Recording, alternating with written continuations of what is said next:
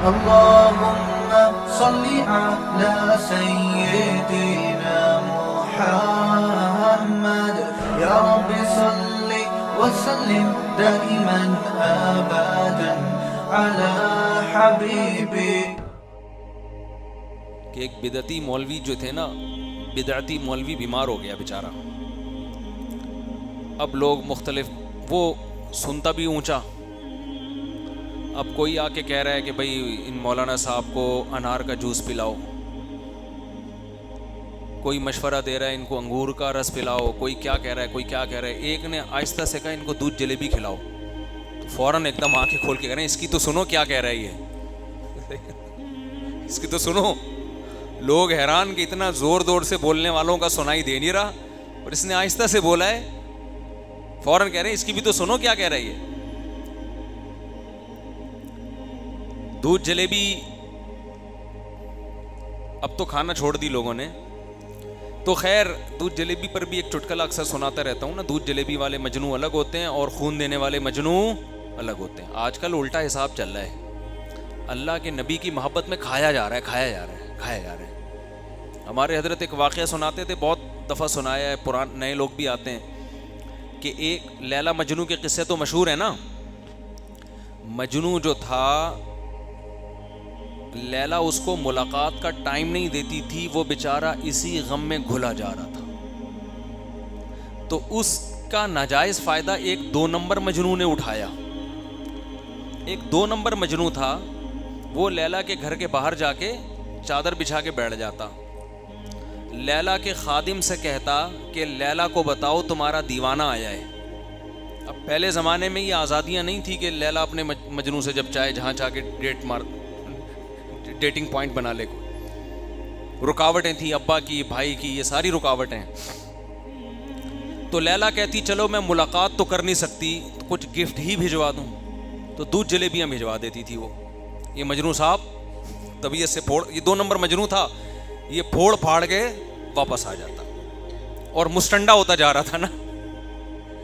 ہم فراق یار میں، فراق کا معنی جدائی، علیحدگی، یار کی جدائی میں، علیحدگی میں یار سے ملاقات نہیں ہو رہی. تو حضرت فرمایا کرتے تھے کہ ایسے عاشق مارکیٹ میں آ رہے ہیں جو یہ کہہ رہے ہیں بزبان حال کہ ہم فراق یار میں گھل گھل کے ہاتھی ہو گئے. یعنی یار سے علیحدگی میں، جدائی میں، یار کے غم میں، معشوق کے غم میں، بجائے دبلے ہونے کے کیا ہو رہے ہیں؟ موٹے ہو رہے ہیں. آج کل اس قسم کے عاشق مارکیٹ میں آ رہے ہیں. اتنے گھلے رستم کے ساتھی ہو گئے، رستم پہلوان جیسے بن گئے ہم. تو آپ نبی کے عاشقوں کو بھی دیکھ لو، اللہ کے عاشقوں کو بھی دیکھ لو، بزرگوں کے عاشقوں کو بھی دیکھ لو، بجائے غم میں پتلے ہونے کے پھیلتے جا رہے ہیں. اور کھانے سے، ایک تو قدرتی طور پر لوگوں کا جسم بھاری ہوتا ہے، وہ تو اللہ کی طرف سے. صحابہ میں بھی بعض بہت بھاری جسم کے تھے، بعض دبلے، محدثین میں بھی، یہ تو قدرت کی طرف سے ہے. لیکن ایک موٹاپا وہ ہے جو پھوڑنے پھاڑنے کی وجہ سے ہو رہا ہو. ایک پھوڑنا وہ ہے جو دنیا کے لیے ہو، اور ایک پھوڑنا وہ ہے جس پہ لیبل اللہ رسول کی محبت کا لگا ہوا ہو. بتاؤ یہ دوسرا پھوڑنا زیادہ خراب ہے کہ نہیں ہے؟ محبوب کی محبت میں کھایا جا رہا ہے. ارے محبت میں تو بھوک لگنا بند ہو جاتی ہے. کہ آج کل مارکیٹ میں جس قسم کے نبی کے عاشق آ رہے ہیں، آپ ان کی خوراک دیکھو یار. کھائے جا رہے ہیں. پھر کھانے پینے کے اتنے دھندے. اسلام میں تو کھانے کے 3 موقع ہیں، ایک عید الفطر پہ کھاؤ، ایک عید الاضحیٰ پہ کھاؤ، ایک ولیمے پہ کھاؤ، اور ایک عقیقے پہ کھا لو. چار مواقع ہیں، عقیقے پہ، عید الاضحیٰ پہ، عید الفطر پہ، اور ولیمے پہ. یہ 4 موقع ہیں کھانے کے اسلام میں. اس کے علاوہ بھوکا رہنا سنت ہے، فاقے سنت ہیں، روزے رکھنا سنت ہے. نبی پیر اور جمعرات کا روزہ رکھتے، ایام 20 کا روزہ رکھتے، اور بعض دفعہ حدیث میں آتے ہیں، امی عائشہ فرماتی ہیں بغیر دن کے تعین کے رکھتے چلے جاتے. اتنے رکھتے کہ ایسا لگے گا کہ آپ ہمیشہ روزہ ہی رکھیں گے. پھر چھوڑنا شروع کرتے تو ایسا لگتا کہ آپ اب روزہ دوبارہ نہیں رکھیں گے، پھر رکھنا شروع کر دیتے. اور جب روزے چھوڑتے بھی تھے تو اتنا کھاتے نہیں تھے جتنا ہم کھاتے ہیں. ناشتے کا اس دور میں تصور نہیں تھا. دوپہر کا کھانا ہوتا تھا 11:30 12 بجے, یہی ناشتہ یہی کھانا, اس کے بعد قیلولہ کرتے تھے, اس کے بعد مغرب کے بعد رات کا کھانا کھاتے تھے. سمجھتے ہو کہ نہیں سمجھتے؟ یہ 2 ٹائم. اور یہ بھی ہمارے نبی کا معمول نہیں تھا. ہمارے نبی کا معمول 1 ٹائم, 1 وقت فاقہ اور 1 وقت کھانا. اور یہ بھی نہیں پتا ہوتا تھا کس وقت فاقہ ہوگا. گھر میں آتے امی عائشہ سے پوچھتے کچھ کھانے کو ہے. ہم جب آتے ہیں تو ہم یہ نہیں پوچھتے کچھ کھانے کو ہے, ہم کہتے کیا کھانے کو ہے, ہمارے مطلب کی چیزیں تو کھائیں گے, نہیں تو کچھ باہر سے منگوائیں گے.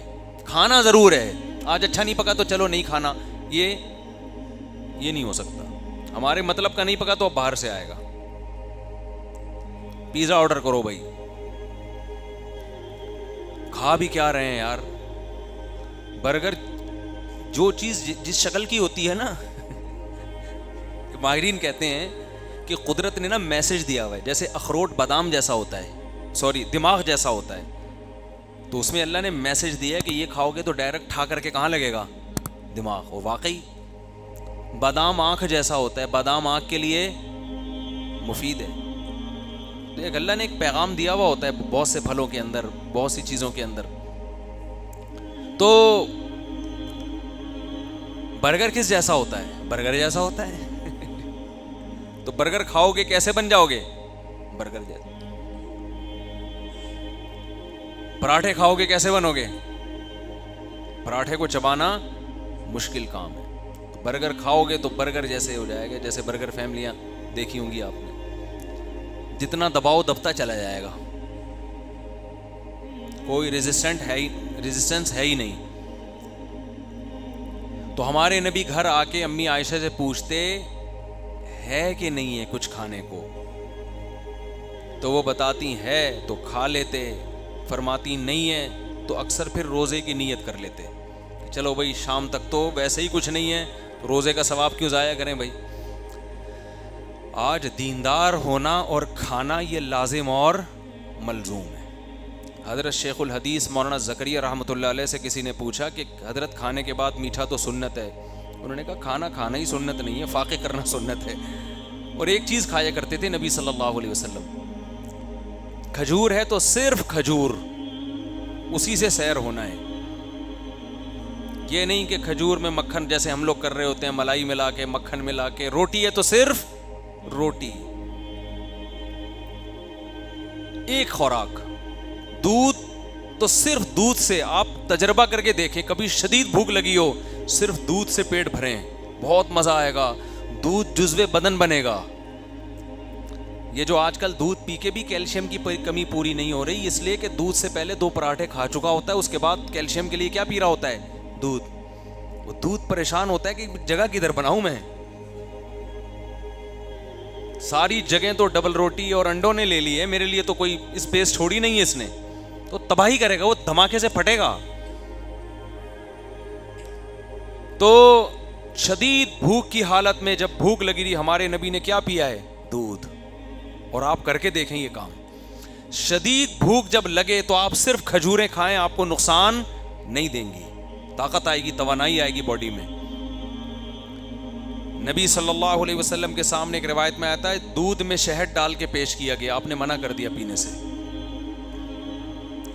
علماء نے اس کی وجہ بیان کی ہے.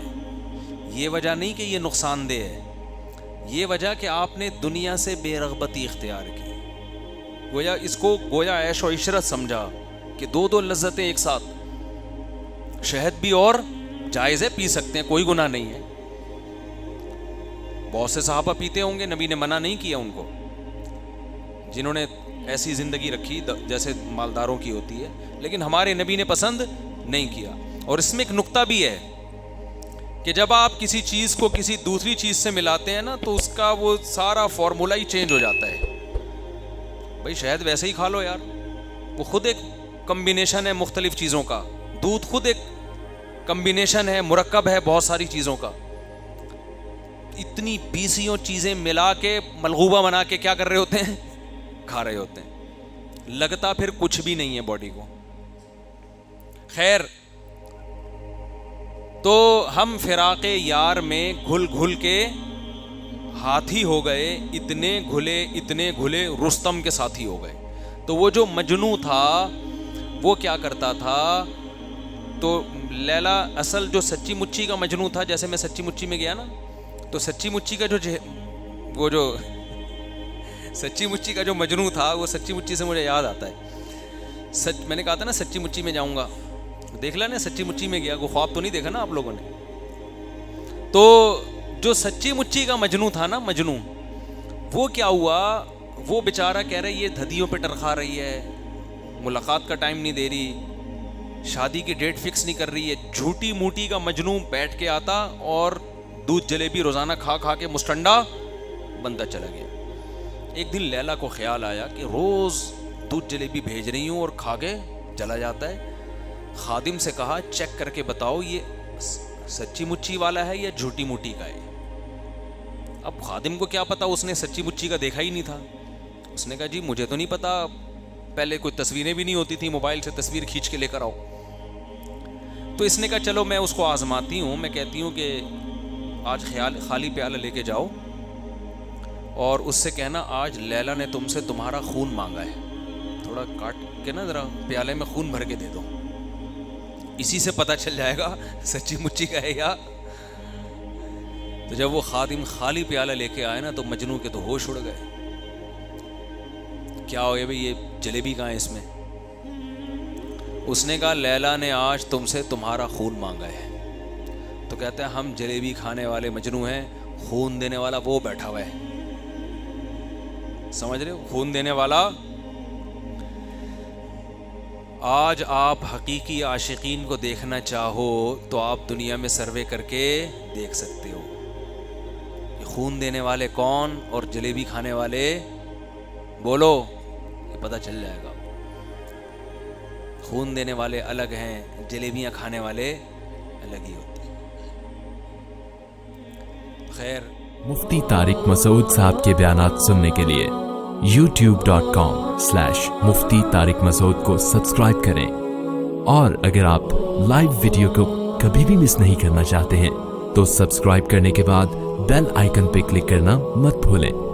جزاک اللہ.